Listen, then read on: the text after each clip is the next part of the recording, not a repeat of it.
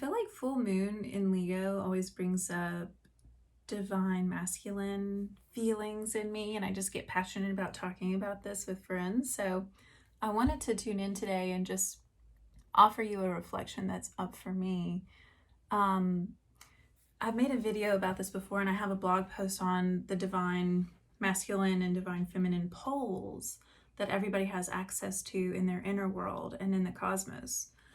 These two poles govern a lot in us, and it's our job to kind of master them and harmonize them in ourselves. And that's how we become masterful in this life. And one of the things, under this topic that comes up for us intuitives and the empaths of the world and the people who are just like super spiritual is we tend to fall into the unity consciousness really easily, and we can kind of lose discernment in that experience, and we can kind of lose our sense of self sometimes if we're not careful, and we can lack boundaries. And so that's one of the things that I think that we empaths are working on in this life. That's our core lesson, is how to use healthy boundaries as spiritual people, as intuitives who kind of just by nature default into, oneness with all beings, oneness with all people. How do you walk this world, this 3D planet, where not everybody is loving and not everybody means you well? How do you walk this world in a way that is functional and loving and wise? And why I say wise is we spiritual people, we find it really easy to be loving and to love everybody around us. But why I say I think wisdom is also needed, in that we need to be able to discern people who are not ready to come into our lives. We need to be able to discern people who are not good for us. We need to be able to discern beings in meditation that are not right for us. Messages that we hear in meditation, maybe those aren't right for us. So there's this quality of discernment that we need in our 3D reality, but we also need it in our spiritual life too. So I think it's important to talk about. And the reason I'm bringing it up is because ever since I've been on this path, my awakening was like years and years ago. But I really feel like the gospel in New Age spirituality is to throw out the rational mind, throw out the logical mind in favor of the intuitive mind. This is another way of saying throw out the masculine part of the psyche, which is logic, order, structure, and maybe science-oriented, material-oriented, active, in favor of divine feminine, the divine feminine pole, which is intuitive, which is collective, which is wild and free and not structured. And I get why the New Age talks about this. I get why this is the gospel for our tribe, because it is kind of our flag. It's our flagpole in a lot of ways, because the world has forgotten the divine feminine, has forgotten the goddess, has forgotten feminine mysteries like mysticism and mediumship and channeling and all of that. And so it makes sense for the New Age to say, throw out the rational mind and go intuitive. But it's not accurate to say that. It's not correct to preach that, really. Because what you really want to do to be a master in this life is to bring in divine feminine and harmonize her with divine masculine in yourself. And so that makes you're bringing in that earthly wisdom that helps you navigate your day-to-day. It brings structure into your lifestyle, into your routine, into your relationships. It helps order your life and your mind, actually. And to bring that into harmony with the divine feminine, which is that beautiful quality that everybody who's tuning into this video knows all too well, the creative side, the mystical side, the part of us that's effortlessly one in God. And so you need both to be a skillful navigator of this life. And so I want to counter the New Age gospel that you don't want to throw out the rational mind. You want to give it a rest for sure, but don't throw it out entirely, and here's the truth. And actually, I wish where I was growing up, there wasn't a ton of people on the meditation path, or I didn't know anybody who had gone through an awakening. So there was not really a ton of people I could talk to about this, but there are people in the spiritual world, just like there are in every sector of the world, who do not mean you well.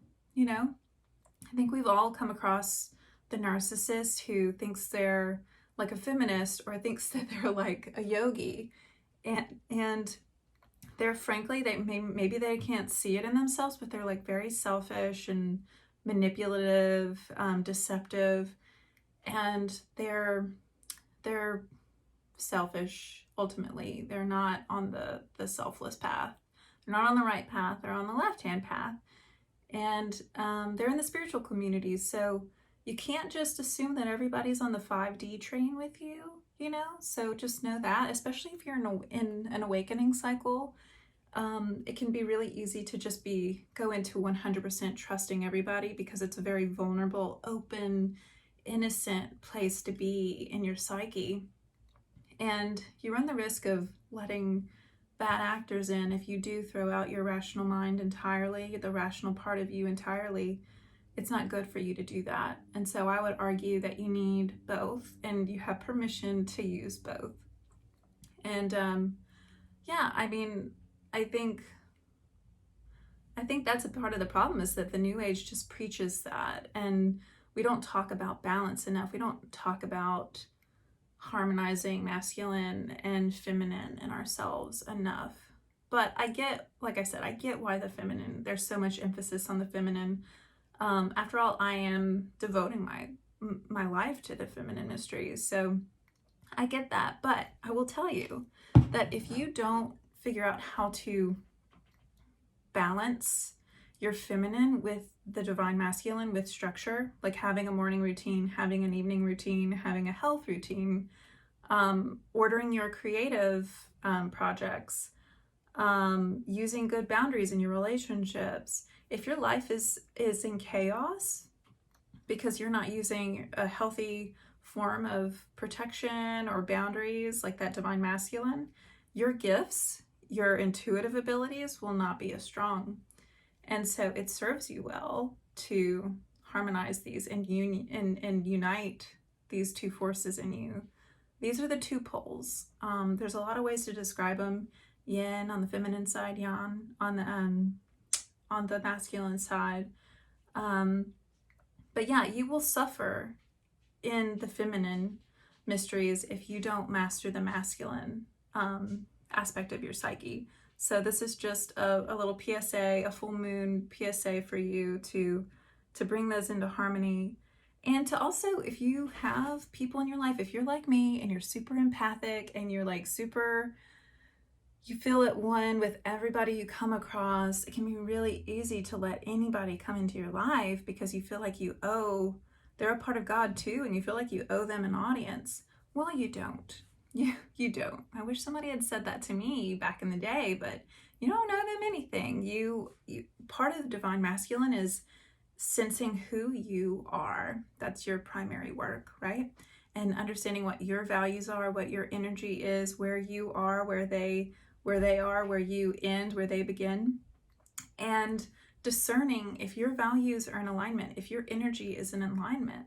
And if it isn't, discernment helps you know if it's not, to recognize who you are and who you aren't, and to lovingly uninvite someone from your life. So be sure you're doing that, making these thresholds in your relationships, because you will gain psychically from that action. It's a form of self-love to use boundaries around your life. And that's actually the core lesson for the empath, I think, is self-love, because we find it so easy to love others, and we can kind of lose ourselves in that experience. And so the lesson and the wisdom and the masterful part of this path is to be able to honor the self, which is harder for us. So I hope that helps. And if you like this video, please give it a thumbs up, subscribe if you haven't already, share it with a friend. I would love that.